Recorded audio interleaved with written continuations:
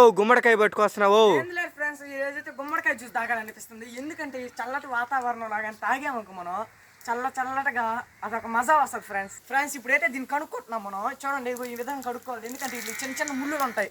ఆ ముళ్ళులు తీసుకొని మనం ఏదైనా తాగాలన్నా తినాలన్నా అలా చేసుకోవాలి ఫ్రెండ్స్. మనం అయితే మెయిన్ ఈ కాటన్ దింపుకోవాలి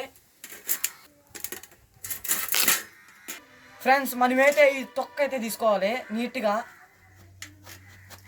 ఫ్రెండ్స్. మనమైతే ఈ చిన్న చిన్న ముక్కలు కట్ చేసుకోవాలి. ఎందుకంటే మనం మిక్సీలో బాగా మిక్స్ అయ్యేది అనుకుంటుంది. చిన్న చిన్న పీసెస్గా కట్ చేసుకోవాలి ఫ్రెండ్స్. కటింగ్ అంతా అయిపోయింది. ఇప్పుడైతే మనం మిక్సీకి వేయడమేనా ఫ్రెండ్స్. ఇప్పుడైతే మనం దీంట్లో గ్లాస్లో పోసుకోవాలి.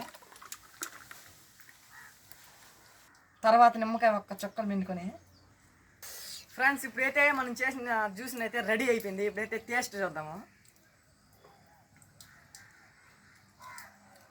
ఫ్రెండ్స్. టేస్ట్ విషయానికి వస్తే మాత్రం సూపర్. మీరు కూడా ఇలాంటి వీడియోస్ మనమైతే మరి ఎన్నో జ్యూసులు చేస్తుంటాము. ఇలాంటి జ్యూసులు తాగితే ఆరోగ్యానికి మంచిది.